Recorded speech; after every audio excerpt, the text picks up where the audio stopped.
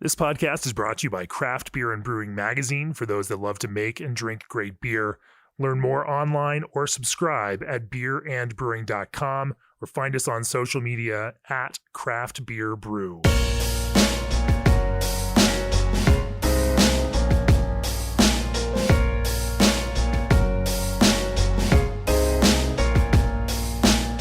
Welcome to the Craft Beer and Brewing Podcast. I'm your host, co-founder, and editorial director of Craft Beer and Brewing Magazine, Jamie Bogner. This is episode 229 of the podcast, and we're not in Belgium for this episode.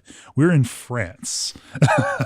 We went very far. Yeah. Joining me again, co-hosting is Joe Stang, our managing editor, and we are sitting creekside in Gussignies, France. Did I pronounce that correctly? Yes, that's it. Gussignies. Okay. Gussignies. At the absolutely stunningly beautiful Brasserie Au Baron, makers of one of our favorite bière de gardes and Saison's Cuvée Jonquille, a beer that the blind reviewers of Craft Beer and Brewing Magazine have rated a 98 and is a perpetual favorite among American brewers. It's one of those beers that has made it to the United States and we have been able to enjoy extensively over many years. It's exciting to sit here and talk to Xavier Ballieux, the third generation of brewer now in the family. This is a family business. Your grandfather was a brewer and your father started this brewery, and now it is in your hands. Yes, no, it's my job now. It is your job now.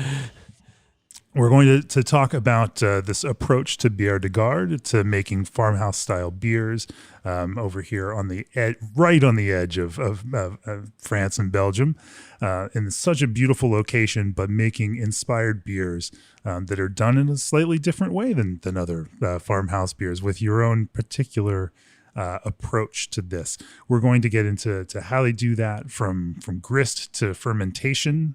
And everything else. Before we do that, for nearly 30 years, G&D Chillers has set the mark for quality equipment you can rely on. G&D stands above the rest as the only chiller manufacturer that engineers your glycol piping for free. G&D also stands alone as the only chiller manufacturer with an in-house team of installers and engineers with 30 years of real-world field labor experience in breweries, wineries, and distilleries. Contact the Total Glycol System Design experts today at gdchillers.com. Also, this episode is brought to you by BSG, exclusive distributors of Rahr Malting Company.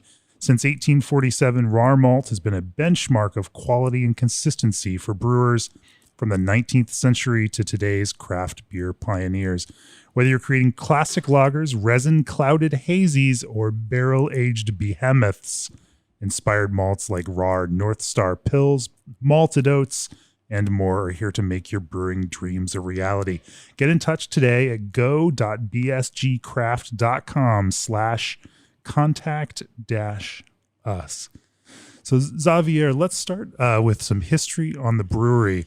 It's a beautiful story of multiple generations across different breweries in this history that led your family here to launch this fantastic brasserie and brewery. So why don't you give us that history and So yes, it's a long story. So it starts from here. We make the long so many trips, and we come back here to start the brewery.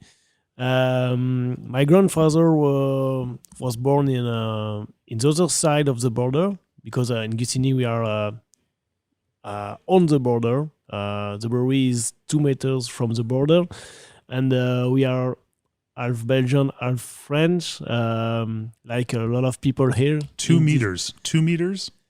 Yes, of course. Yeah, sometimes less. Yeah, and our family is half Belgian, half French, so it's we have a mixed culture for that. But my grandfather starts as a brewer in a small brewery in the Belgian side, and it's where my father was born, in the house of the brewer, in the court of the brewery, and very quickly the brewery was bought by a big group, and my grandfather decided to start a new brewing career in Belgium, Congo, and he was brewing there with all the family. And you have to go back to Europe because of the event and the independence of Congo. And he starts brewing engineer in a brewery in France. And like it was very usual at this time, the brewery was bought by a big group. And you have to move to that brewery. And he became production director in a big brewery. And in the end, you have to dismantle that brewery because that brewery was bought again by a big group. And he moved from Nantes to Sochaux to a new brewery. And again, you have to dismantle that brewery. He was he was retired very early. He decided to start something new. And he kept all the material which was possible on the brewery, industrial brewery. Yeast tanks, stainless steel tube. So as he was decommissioning laboratories, tools, everything he could, because you have an idea to make something, to make things that's like when you start brewing, something more smart, more authentic, more better beer. Simply, sure. And it's really fascinating. I think that you're the 20th century trend of corporate concentration, consolidation. It followed your dad around his whole career. Yes, and then at the end he does this reaction to that, doesn't he? Yes, I think my grandfather was a pioneer that he feel the beginning of craft brewery finally, but it's always a circle. We're always going back to the first step finally, and I think he was one of the first to feel that new beginning for craft beers. And yes, it was early in the 80s when he decided to build a craft brewery. And at this time, it was very difficult because there was not a lot firms to buy a brewery, a brew house. They have to make it themselves. They have to right. There weren't manufacturers that wanted to make a very small brew house for you, and even for administrative things, for the tax, for the customs, for the all things for the tax on alcohols, everything. There was not nothing was ready for that, and it was very difficult. You have to go there for a pioneer. He was the first on that way, and it was very difficult to. I don't know the term, but I imagine that the regulators and the bureaucrats and the tax people didn't know how to handle a brewery this small. And at this time, a lot of breweries were closing. There was still a lot of breweries which was big ones. So no one understand why someone want to start a small business when all are closing. But it was the start of something new. And we were in the beginning of the 80s. The brewery starts in 1989. And very quickly after, we have a lot of people coming to the brewery and see what we were doing and starting something themselves. Of course, when we start the brewery, my father have already started his bar and his restaurant, and the brewery went to finish the concept, which was the Gast brewery concept. That's what we can find in Germany, especially in Franconia. The concept of the Gast house, bar, restaurant, and beer made in the on-site. That was the idea of my grandfather. Now we call it a brew pub, but it was only existing in Germany at this time. Right. If this was 1989, that would have been very, very early on that kind of trend. 89, 89. Yeah. So they start in 89 with all main material. So a brew house made by themselves, luckily we had a cousin which was welder, and he have make a great job at this time, and they make with all the service tank, everything they have kept. They built a brewhouse, and still today we have some parts of the brewery which is still with that material. The idea was to make a smart tool, something very simply with gas burning for heating, with a direct flame for to warm the wood. Something very simply. We have our filter tank is a old milk tank, and but my grandfather was a brewing engineer. He studied in Brussels in a fermentation institute. So even if the tool was handmade, there was an expertise, there was a knowledge that made the beer good. Sure. Yeah, he was able to take some of this equipment and rebuild it into something that could make good beer because he had that experience doing it at a larger scale and more production-oriented breweries. Yeah, that's it. Yeah. Very cool.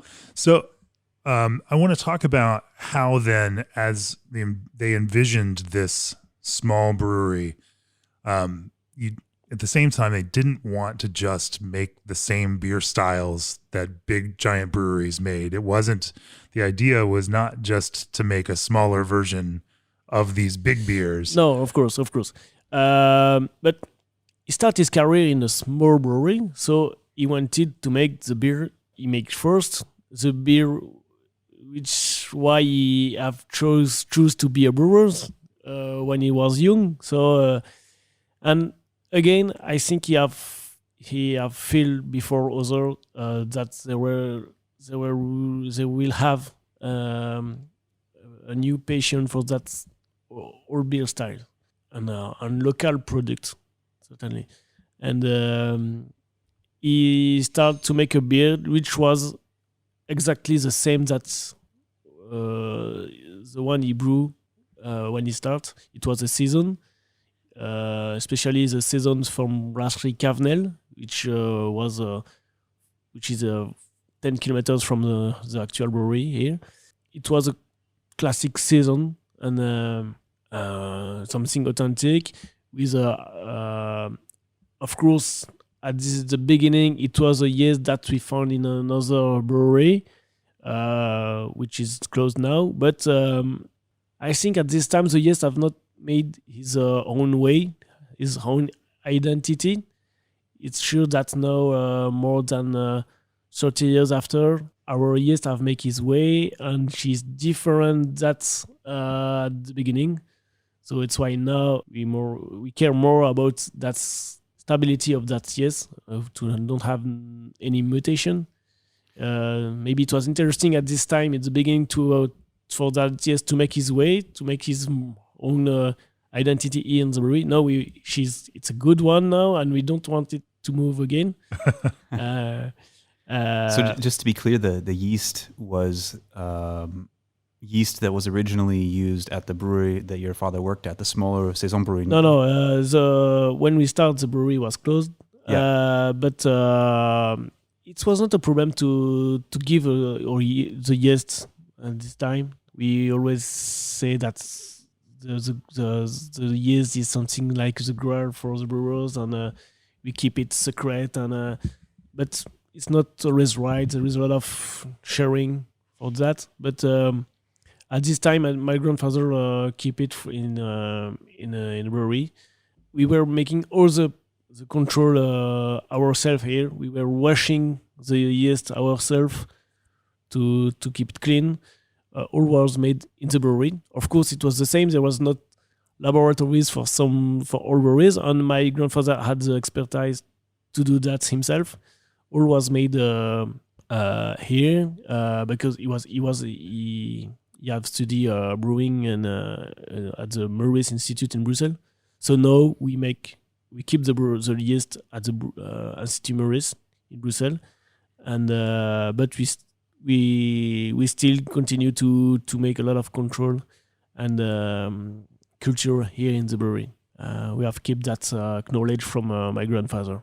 Sure. Let's talk a little bit more about that yeast. But before we do, is your brewery struggling to source or afford berry ingredients?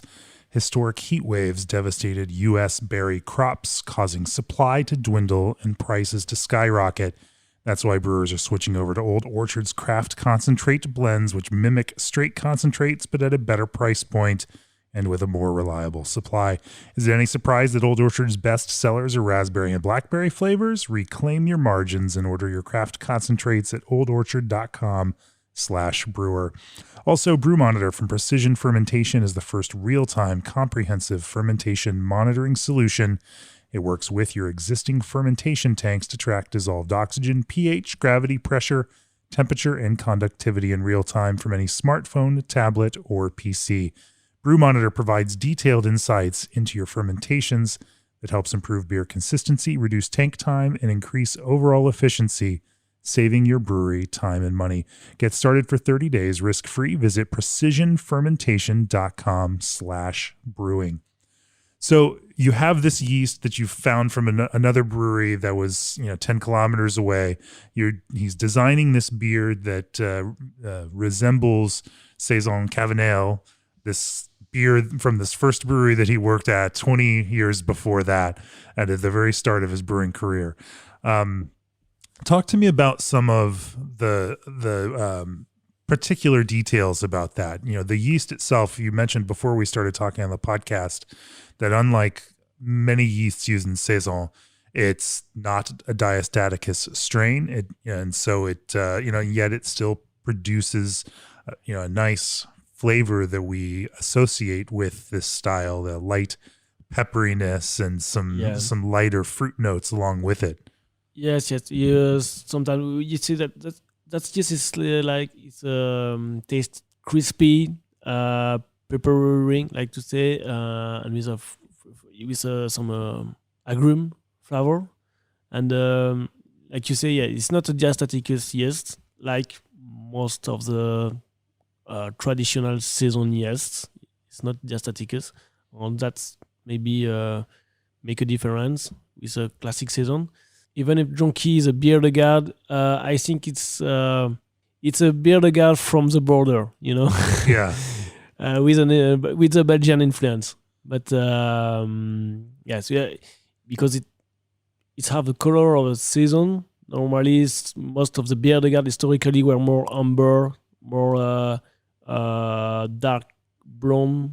For the visual, we have a Saison visual on our bière de garde, but there are some difference. We have inspiration from each side of the border, but yes, it's not a diastaticus.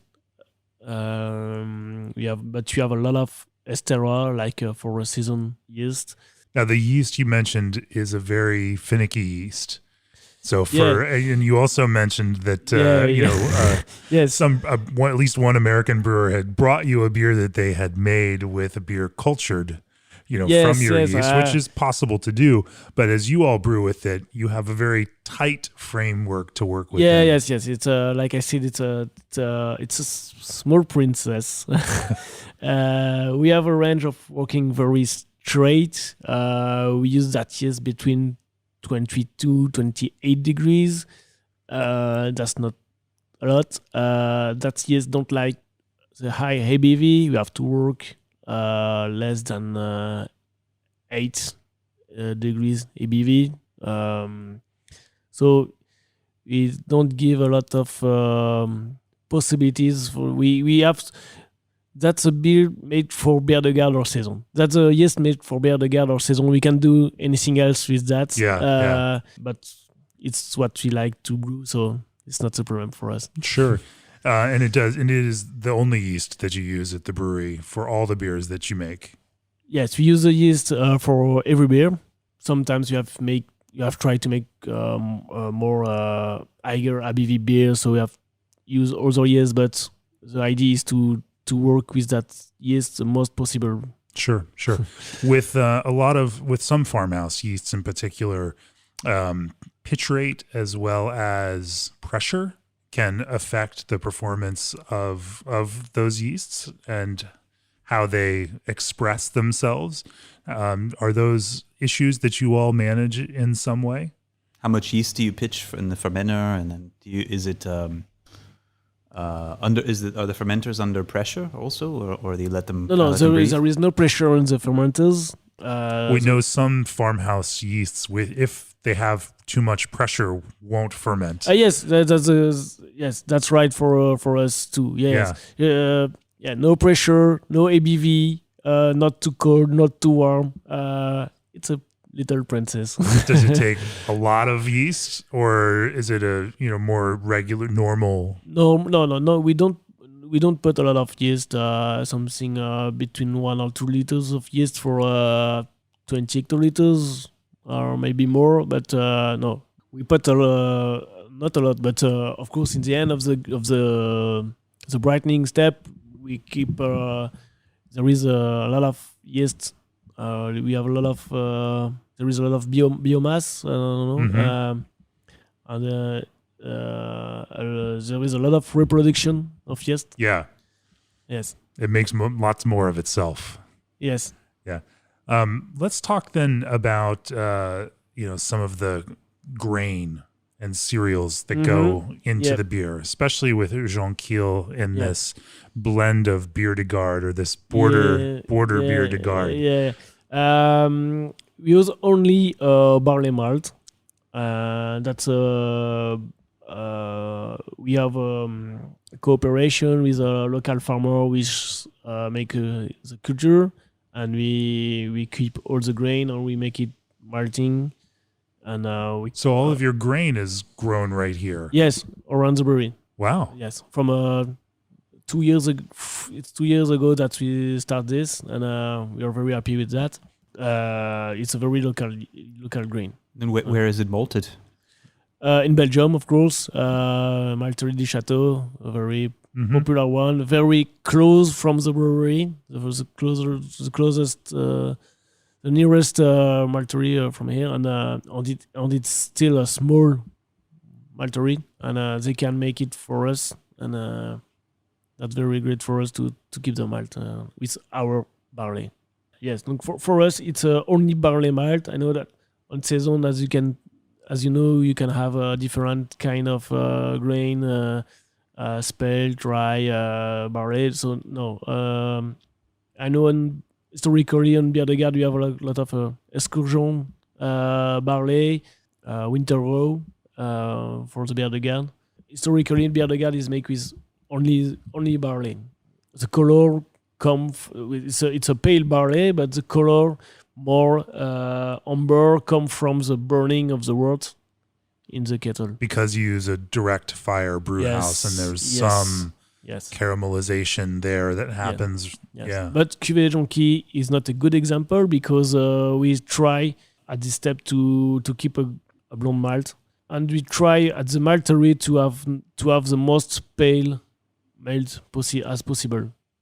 Because we know that during the process, it will burn and caramelize. Most of the barley is pale at the beginning of the process, unless it will burn after in the wort. So and we keep a brown beer.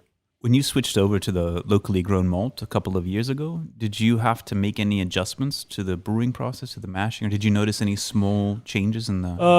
Not more than, of course, when we buy the malt at the malterie, we have each time different analysis. So it's the same way we adapt the recipe to the analysis of the malt, the quantity, and on the different step. But it's like than before, with different kind of malt we can have at the brewery.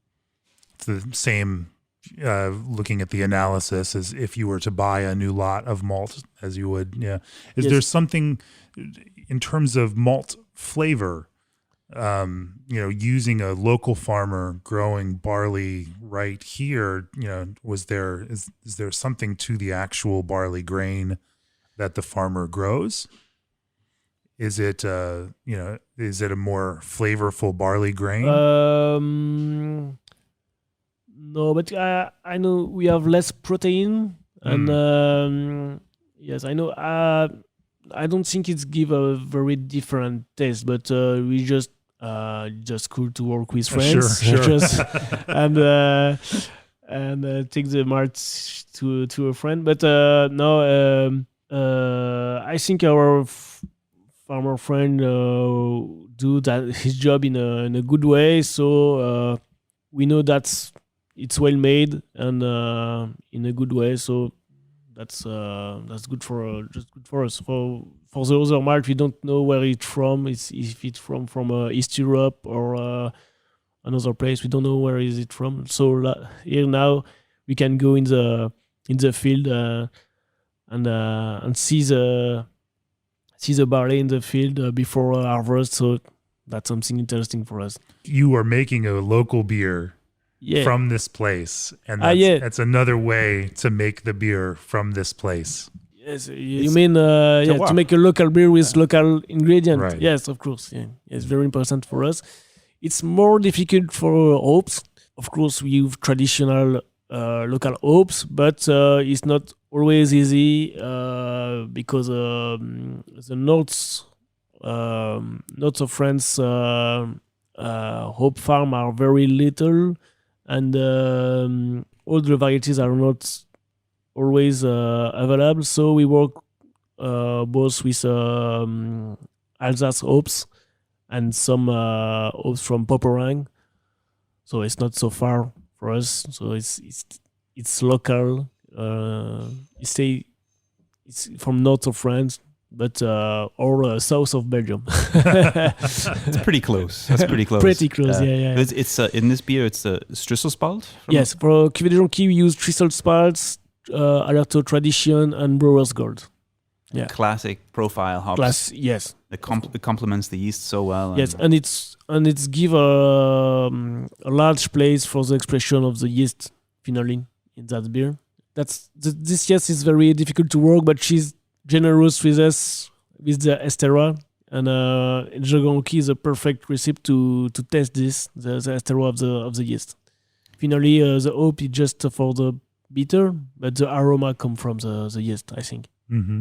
You mentioned before that this strain is not, now you know it's not diastatic. It's not a diastatic yeast.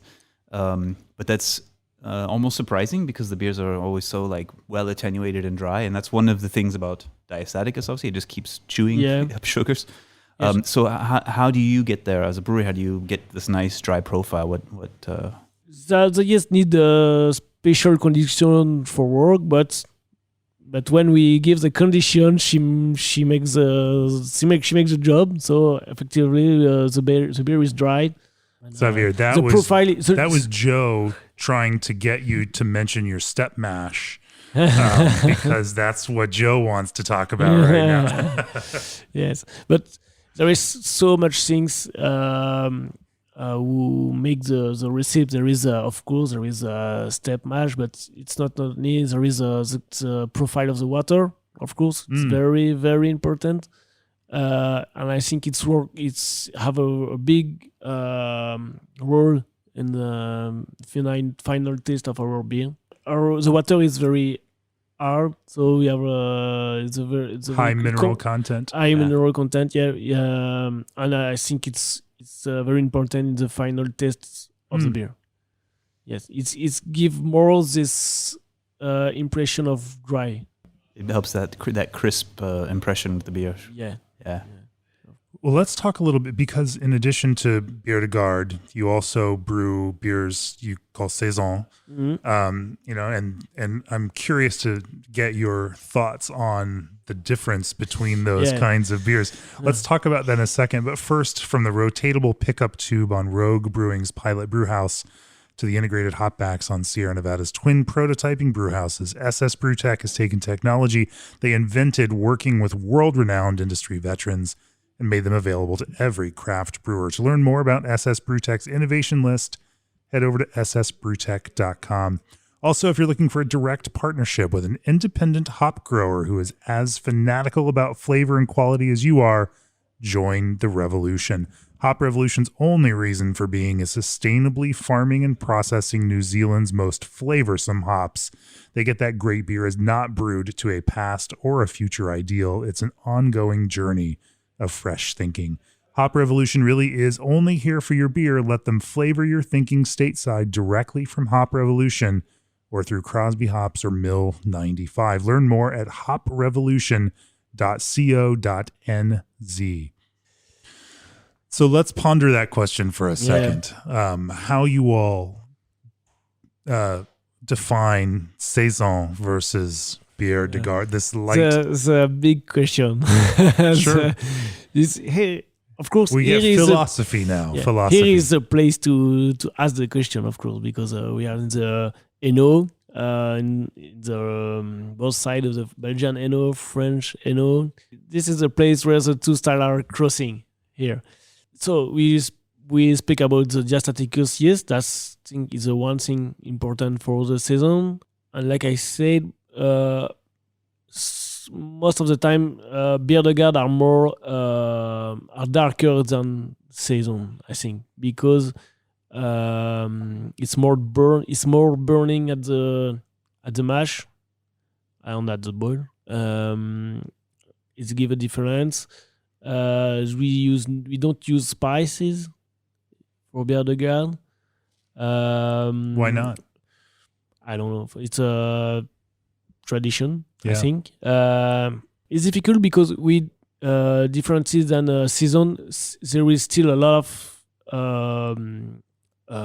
authentic Saison in Belgium. But bière de garde is less popular, and there is no still old breweries with old bière de garde making here in France. So it's different. It's difficult to make a comparison. And what do you mean? You mean that the breweries that are making bière de garde in France are sort of a more modern interpretation of the old tradition? Yes, the bière de garde we can find now are more modern, but I think you have something still authentic for Saison in Belgium. So it's difficult to make the comparison. Sure. Yeah. I think before you were saying that some of the beers sold here in France named bière de garde are as bière de garde-ish as, say, American light lagers are to Pilsner, that they are much more of a commercial, commercialized version. Yes, now the bière de garde, most of the bière de garde we can find are more from industrial breweries, of course. But I think the difference is in the historically is in the barley using, the kind of yeast, the use of spice or not, and it's most a question of profile, of malt profile in the beer, of flavor.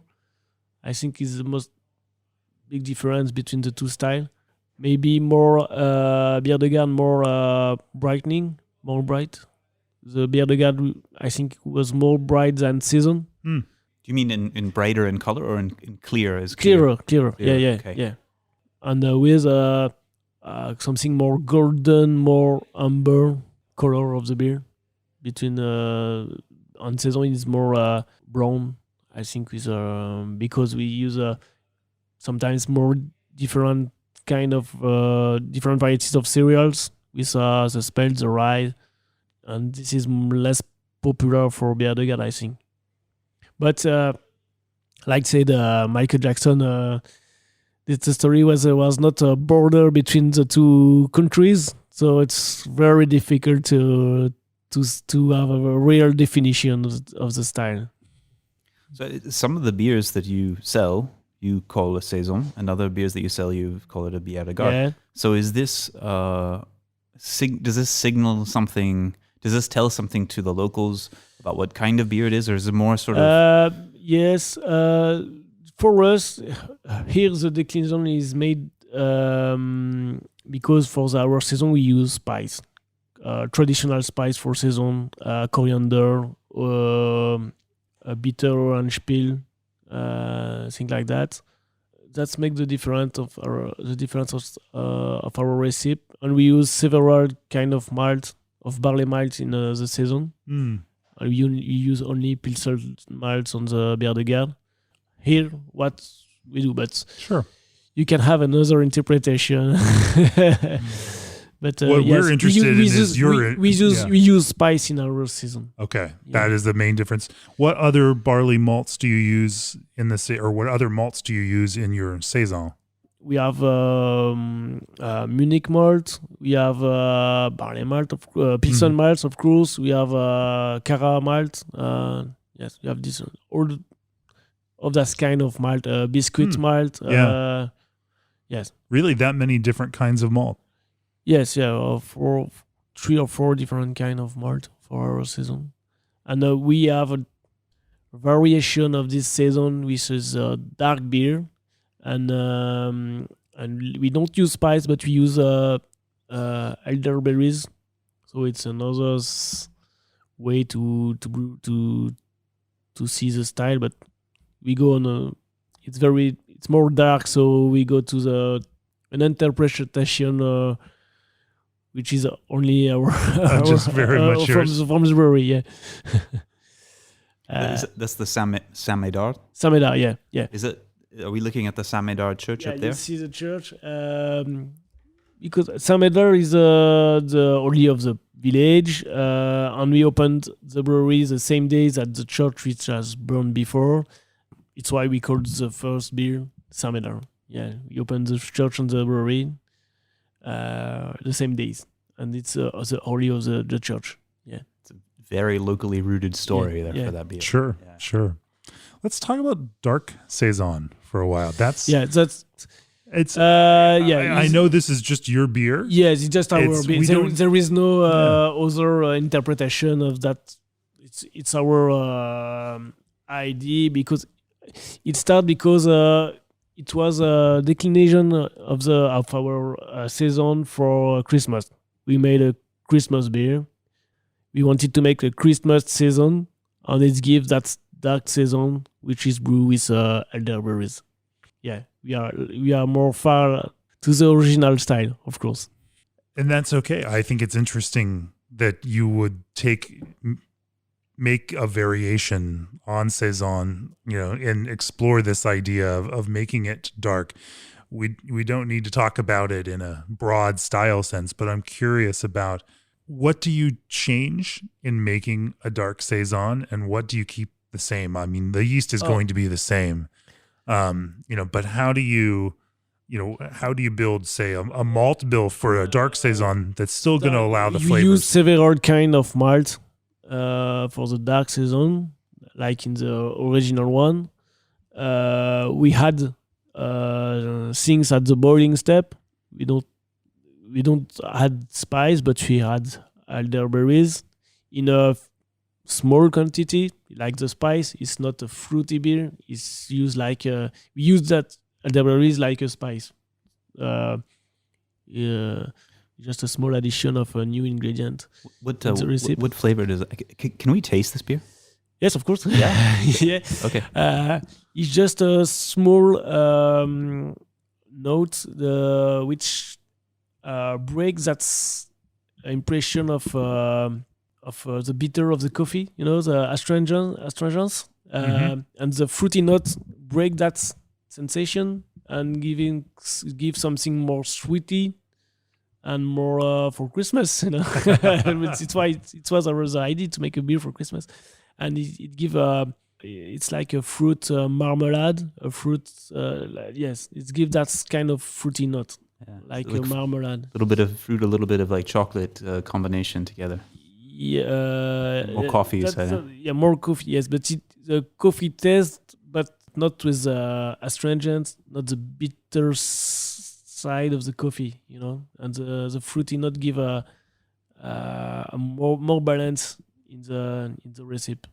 You say sweet, but it's only a little bit sweet. It's a sweetness is a relative thing, isn't it? It's still a really like nicely dry beer, which makes it quite refreshing and easy to drink. But it's got those some rich flavors in there too, doesn't it? In America, beer can be very, very sweet. Yes, I know. Yeah. So I know. This is. But I look for the exact word I want to say. This still has a chocolate crispness to it, and slight chocolate like roasted Yeah. cocoa nib. It's like a porterish profile there, isn't it? The idea is to be less dry than Sure. the original saison.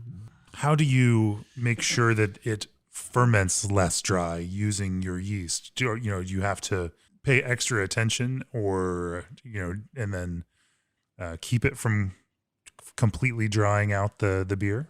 You speak about that beer to be less dry.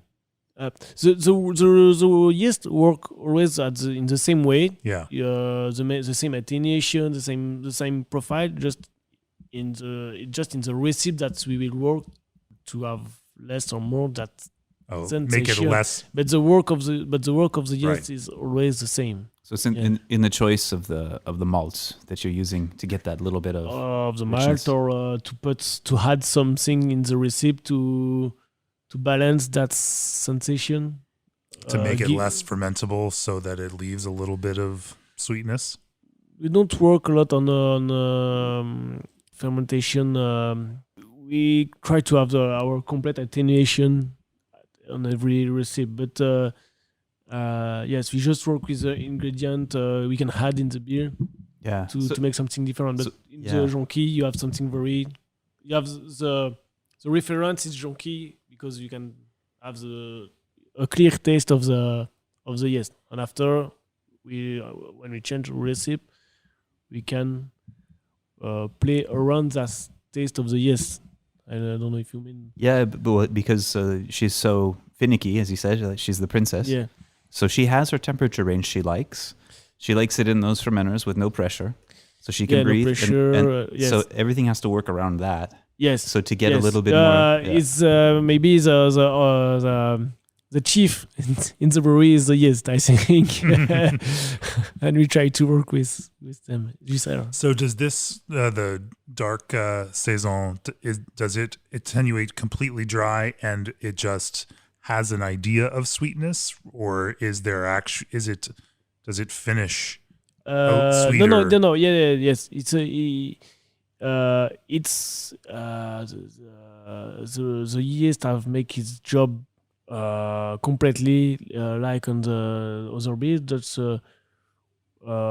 we give an impression, a sensation of more sweet with the fruit or the spice, for example. Right. Yeah. That's right, because there is elderberry in this also. It's really, really subtle, right? Very, very subtle. Yeah. How much elderberry, and how do you typically add elderberry? Not so much. It's around 10 kilos for 1,000 liters. It's not a lot, and it's dry. It's a dry elderberries. It's not dried. Okay. Yeah. So it's not whole fruit, and it's not a puree. It's used like a spice. That's the idea. How is the character of the dried elderberries different than if you had used fresh elderberries? I think the taste is different. It will give a more something like it's less fruity. It's more a note. We have not the complex taste. I don't know how to say that. It's more subtle, I think, and it's what we are looking for.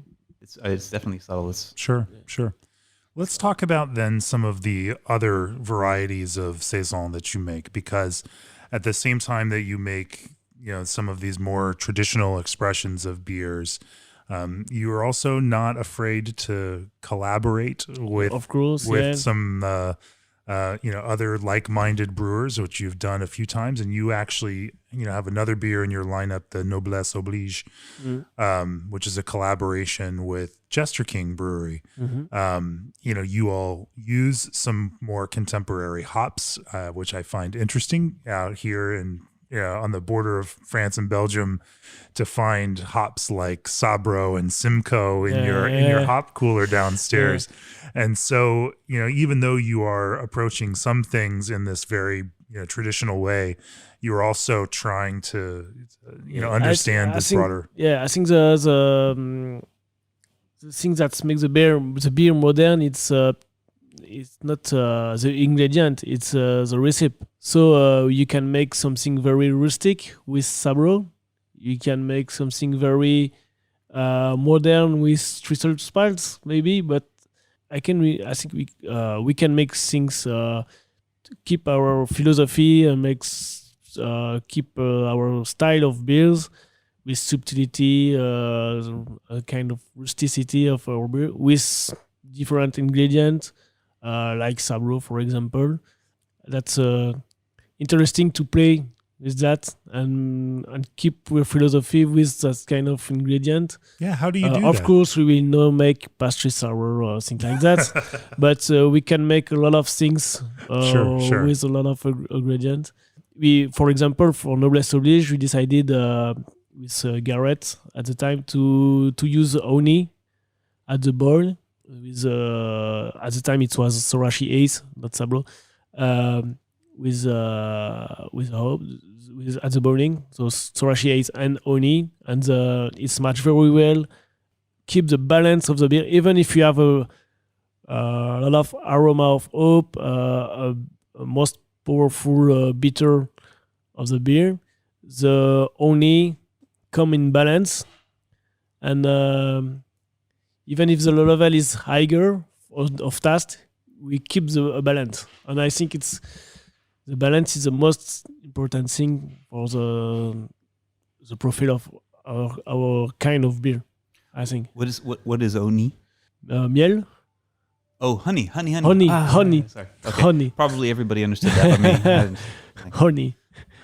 Yeah, and yes, it's difficult to say in English, but the idea is that we can cut the angle of the profile test to make something more subtle, authentic, when we can play with a different ingredient like honey and Sorachi Ace. Sure. We have a more high IBV, a more high. We have less IBV, but we have more bitterness. We have more aroma, but it's still well balanced. And I think our bière de garde, that's kind of beer, Saison, bière de garde, even lager. The key is balance, I think, to keep the pleasure of drinking that beer. So we can have a balance with all the ingredients. It's just the recipe that gives that. And you mentioned this beer was originally made with Sorachi Ace hops that were grown in France. The Sorachi is from Belgium and Belgium. Yeah, in Flanders. There is a new dynamic for hope in the region, but of course it takes time, and it's difficult for the hope farmer to launch a new variety because, as you know, they need more than 3 years to have a good harvest of hope. But the fashion for hopes is very versatile, very change every time. So it's difficult to go for 20 or 30 years on a variety for the farmer because they don't. Demand for hope is changing every time. The hope culture need more time, so it's very difficult. It's very difficult for them to take position on varieties. Right, but then you weren't able to get some this year, and you made a little switch to Sabro. How did you think about making that switch? And now also Sabro, especially grown in the Pacific Northwest, as you said, is a much more intense of course, hop. Yeah, the idea is to keep the Sabro and use European hops because we can test that the profile is not the same on the same variety if it's from USA or Europe.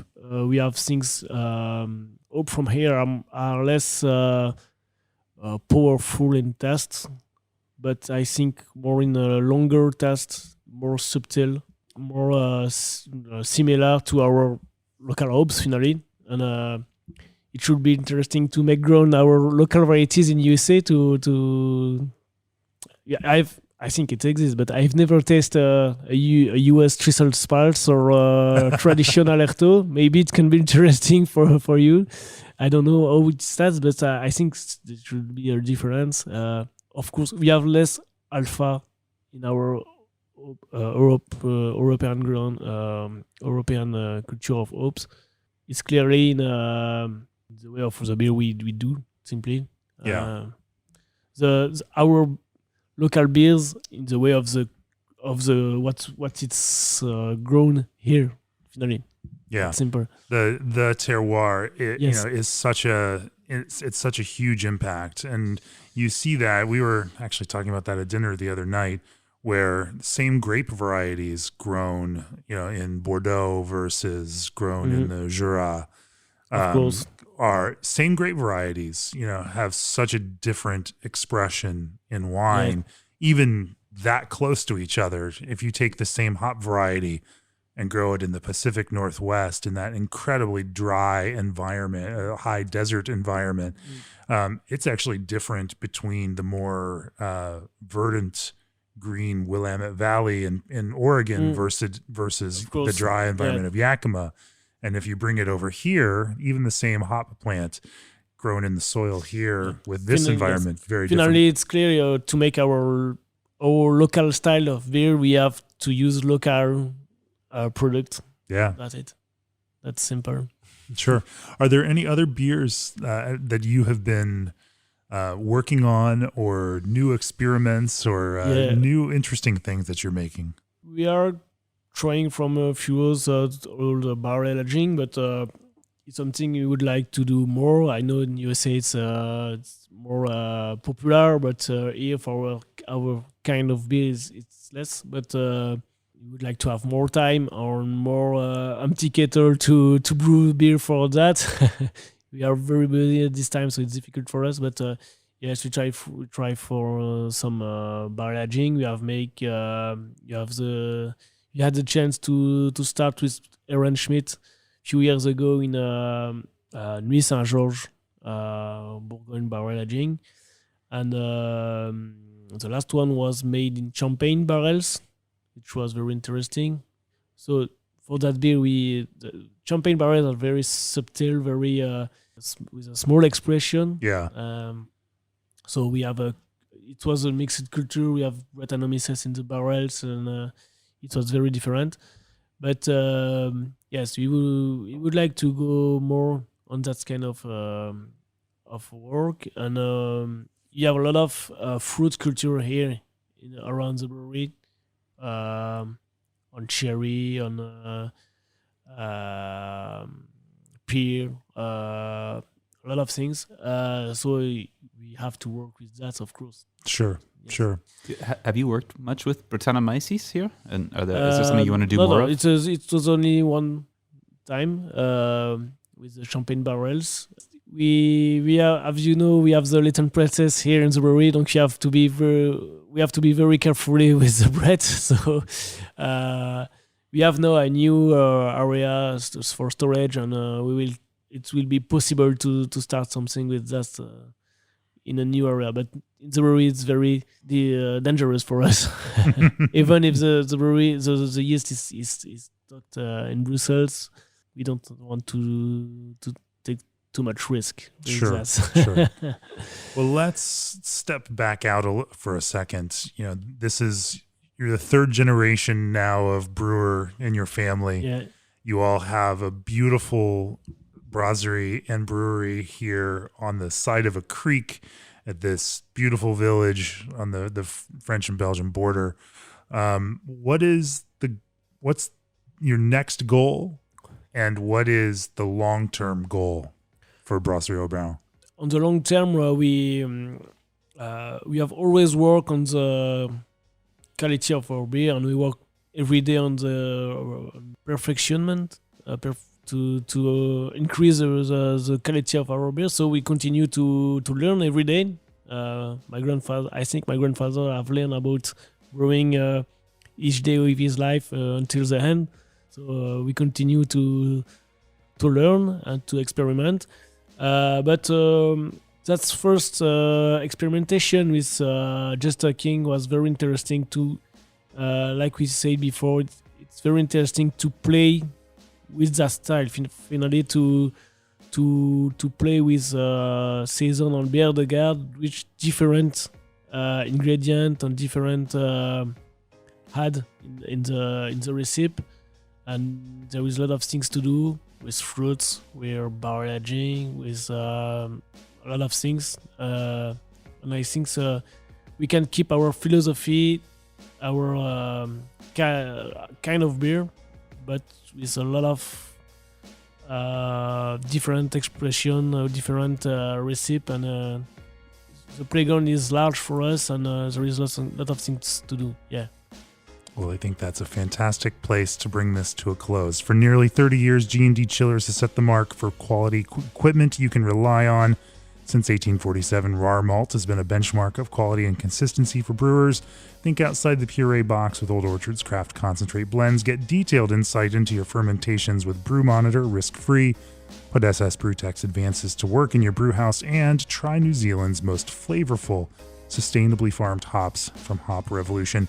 If you enjoy the podcast, of course, we'd love your support. Go to beerandbrewing.com, click on the subscribe button, and help us bring great conversations like this to you. Xavier, if people want to learn more about Au Baron, where do they find you all? Our website is not translated, unfortunately, but we have the website, we have the Facebook, we have the Instagram page, and we try to be to give all the actuality of the brewery, all the beer release.